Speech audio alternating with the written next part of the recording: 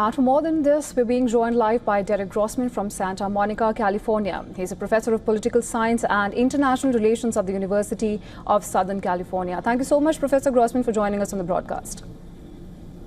Great to be with you. Thank you. Let me start by saying that now President Trump says that regime change in Iran may not be such a bad idea, even though his own top officials say that that's not the goal.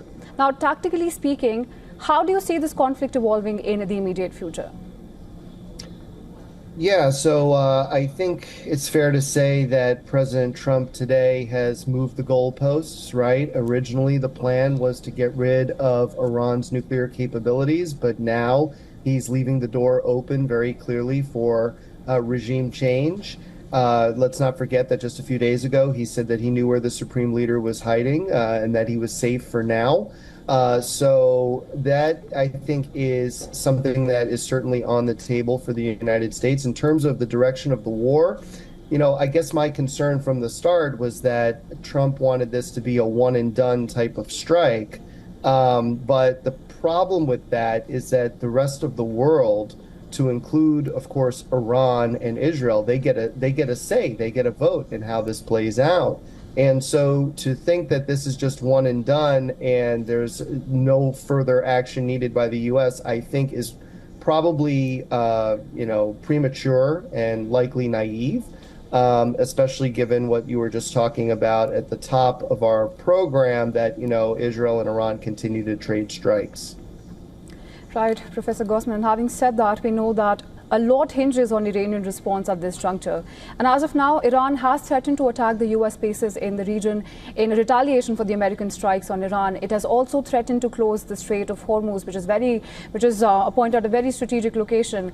And now, how do you see this conflict evolving further? And how do you foresee Iran responding? Well, for one thing, Israel over the last few months has really decimated Iran's terrorist proxy network. You can look, of course, at Hamas in Gaza, but also Hezbollah in southern Lebanon. And to an extent, Israel plus the United States have weakened the Houthis in Yemen.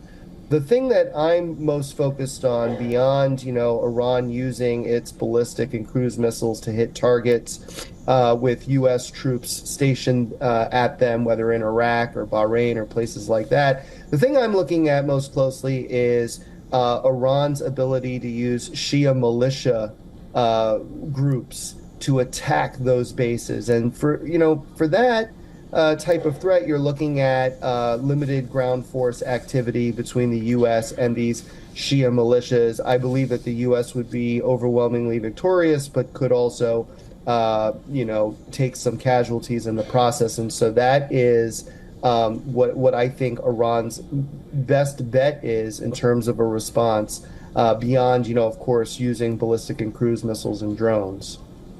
Right. And we're hearing two very different versions of what happened at Fordo, right? Now, Iran claims that there was no irreversible damage, while Trump has claimed that the U.S. strikes have completely obliterated the nuclear facilities. Now, either way, how does this change the trajectory of Iran's nuclear program?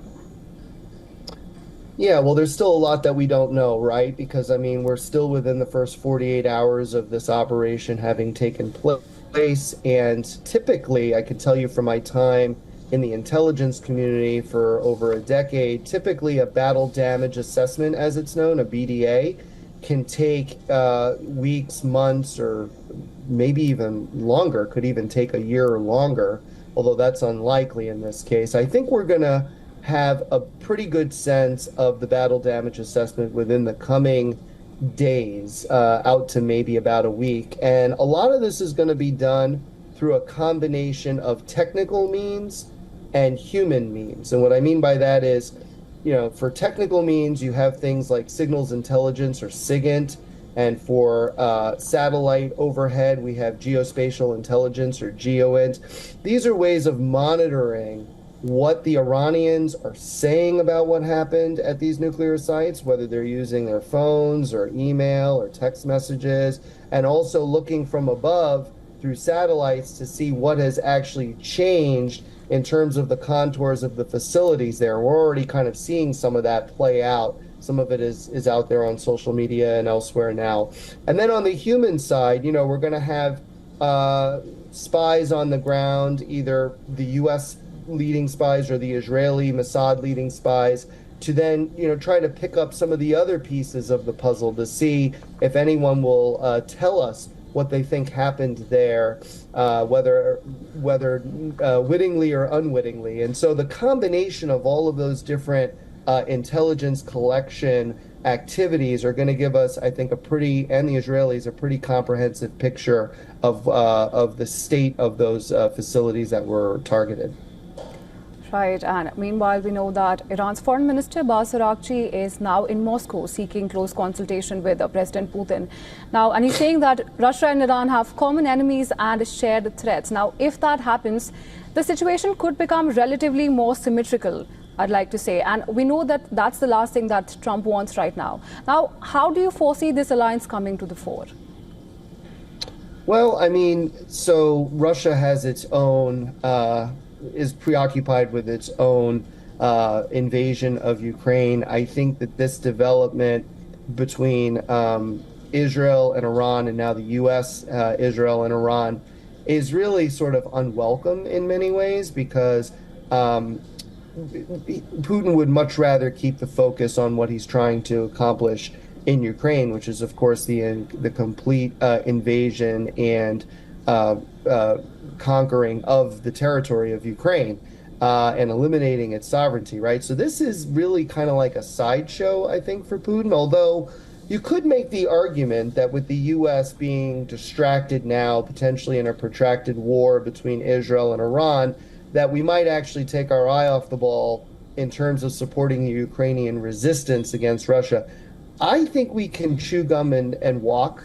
I don't think that that's too hard for us to do in terms of like simultaneously supporting the Ukrainian resistance and supporting the Israelis. What I do worry about, however, and this is more my area of focus in the Indo-Pacific, is that if China or North Korea were to try to take advantage of the moment, then fighting a not just two-front but possibly a three or even four-front type of war, which I think most people would consider world war at that point, would be, I think, exceptionally difficult for Washington or, frankly, for any country to handle. Right, and now with U.S. involvement, it seems like the rules of the game have drastically changed. Now, but we also know that in response to the Trump administration strikes on Iran, anti-war demonstrations have launched protests across the United States, while lawmakers continue to question the legality of Trump's strikes. Now, there's also growing unease that Washington is being pulled into another war that serves Israeli interests more than its own. Now, could this move end up being a double-edged sword for Trump? Well, I mean, there's some serious concerns about the constitutionality of what was done, the secrecy by which it was done, right? Apparently only Republican lawmakers were briefed about it ahead of time, not Democratic lawmakers, right? So and then, as I think you're alluding to, the mood in America is quite anti-war and frankly, anti-involvement in a lot of issues around the world. And so, it's kind of an interesting time in this country, but it's, I think it's very premature for me to try to predict where this is going to go, right? Because in the past, we have, when we've been worried about intervention, but we've intervened nonetheless, right? Typically, you see kind of a slight bump in support in the popularity of whoever's in the White House, and then over time, especially if the war becomes protracted, the support will diminish. I mean, we're seeing that play out right now with our support to Ukraine against Russia, for example, right? We saw that play out, of course, after 9/11 with our invasion of Afghanistan and overthrowing the Taliban. We also saw it with our invasion of Iraq in 2003 and overthrowing Saddam, right? In all those cases, U.S. support, whether we wanted to be there or not, U.S. support was pretty strong, at least in the beginning. The problem is when things take time, we Americans tend to lose patience. And that is, I think, the greater sort of macro trend that Trump would have to worry about in the weeks and months to come. Right. Now, having said that, of course, we'll have to wait and see how the situation develops from here. But for now, thank you so much, Professor Grossman, for joining us on the broadcast and sharing your perspective with us. Thanks. Take care.